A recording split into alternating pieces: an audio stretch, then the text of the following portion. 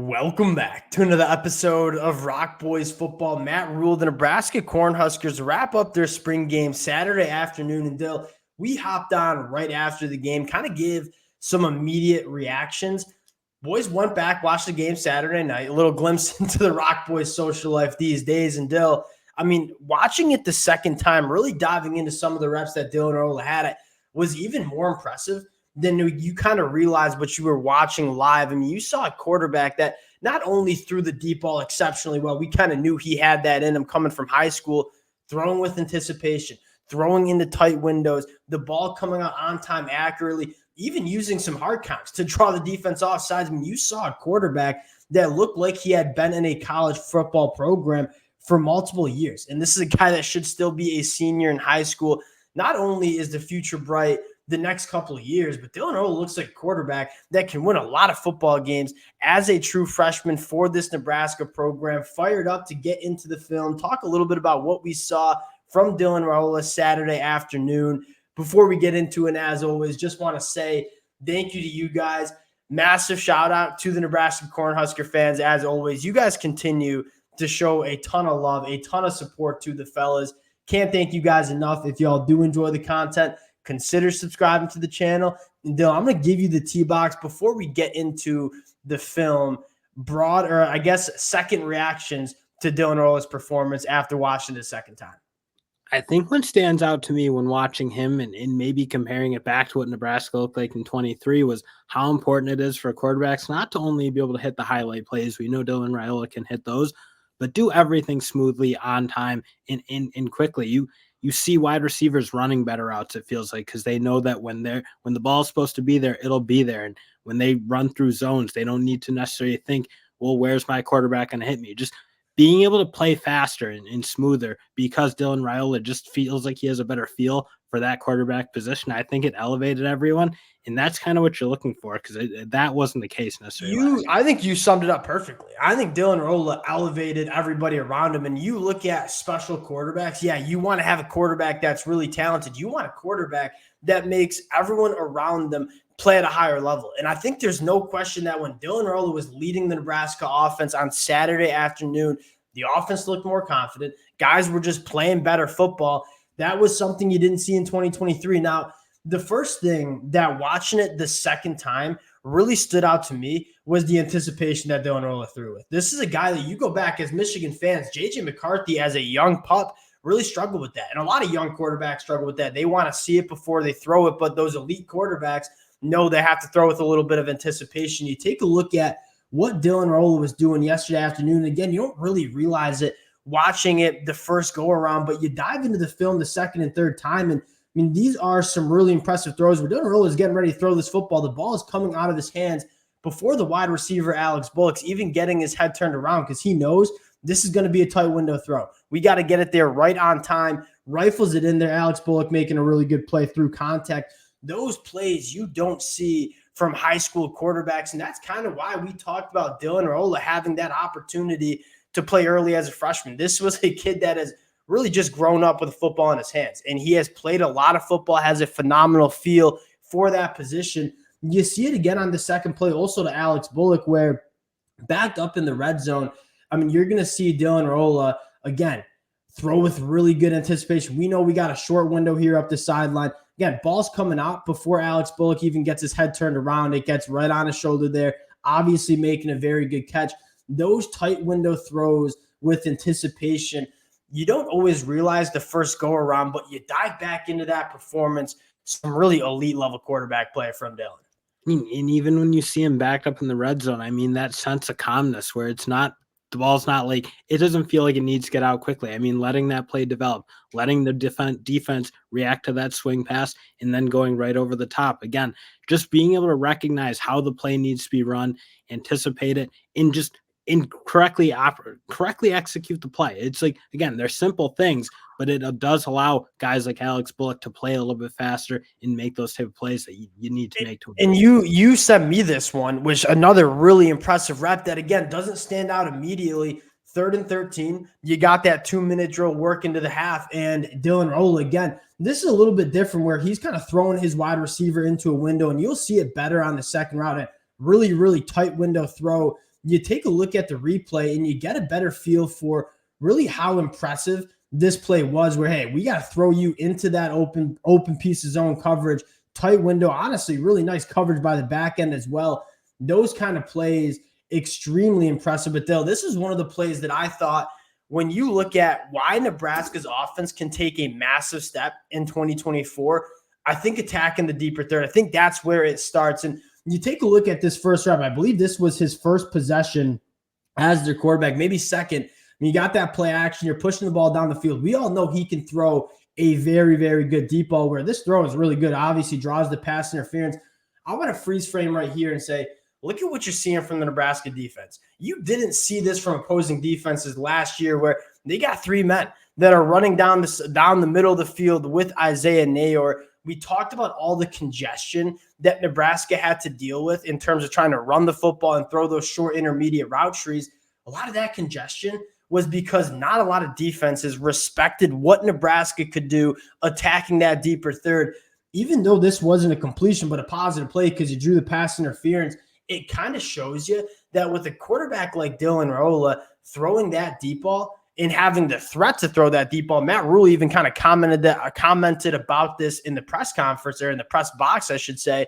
It gets a lot easier to run the football. It gets a lot easier to work those short intermediate route trees. That's another thing that you talk about this Nebraska offense taking a step. I think attacking the deeper third is going to be one of those steps. And you think about like guys like Thomas Fidone or Borkshire, who, again, you see the highlights of in spring games and you see the flash of the talent. Why aren't they producing on Saturdays in the fall?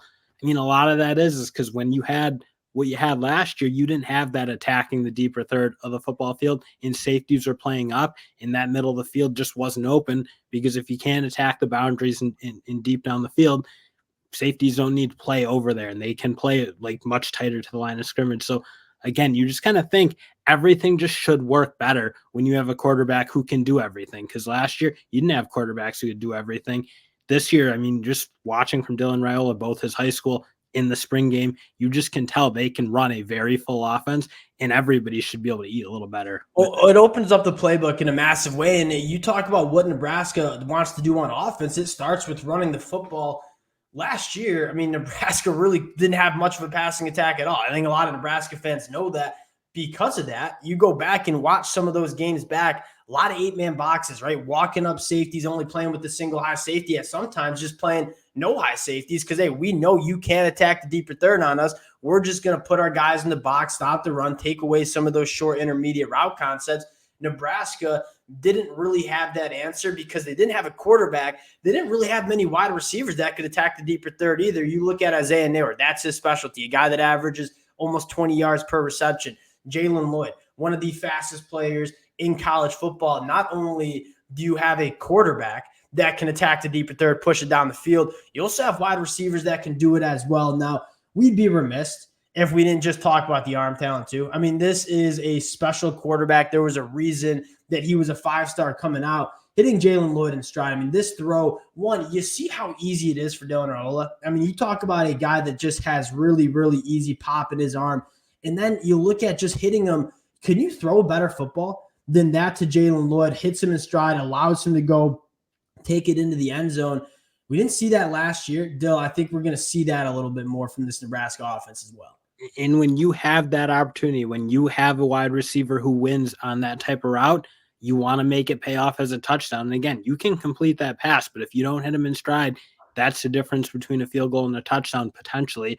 I mean, Dylan Raiola, again, you just kind of see, you're just going to hit that at a much higher clip. It allows you to be more explosive. It allows you to kick less field goals. All the things that you think back to what cost Nebraska football games last year.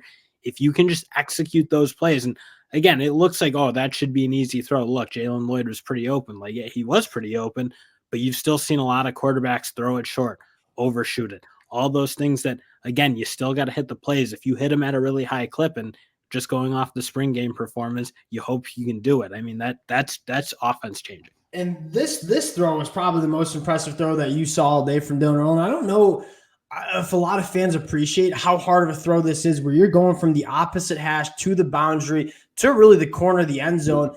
I mean, Dylan Raiola putting it right on the dot. Again, a little nice example of throwing with some anticipation, but also, I mean, this is a throw that travels probably 40 yards in the air, hits him right in stride. I believe that's, by the way, Bonner had a phenomenal game yesterday as well.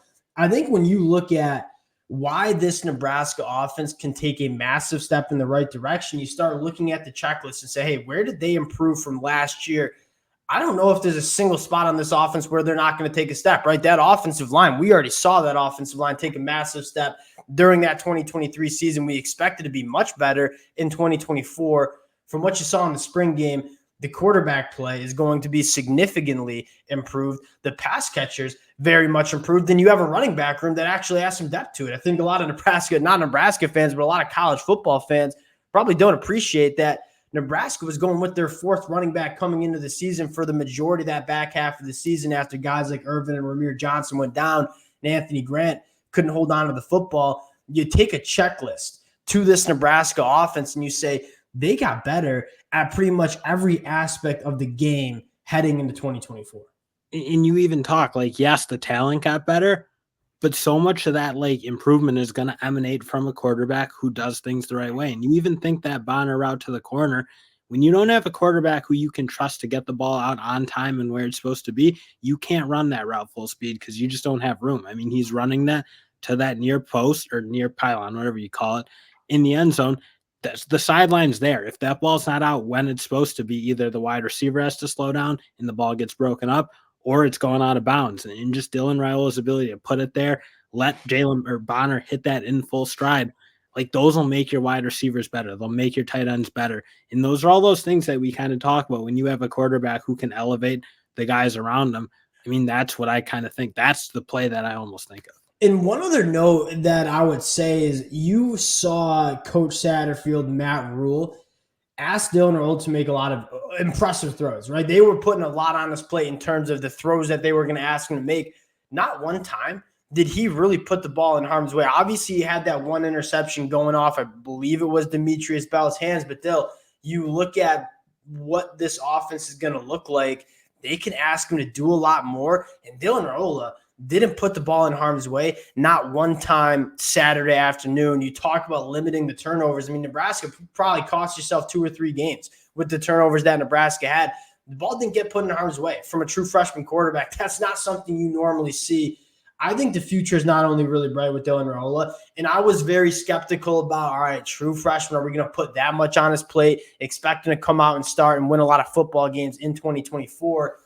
You watch that spring game and say, I think Dylan Raiola is up for the task. We're going to dive into this game from a lot of different angles over the next couple of weeks, but wanted to hop on, just share with you guys how impressive we thought Dylan Raiola's first showing was as a Nebraska Cornhusker. Appreciate you guys rocking with the boys. We'll cut it there. Hope you all have a good one, and we'll talk to you guys later.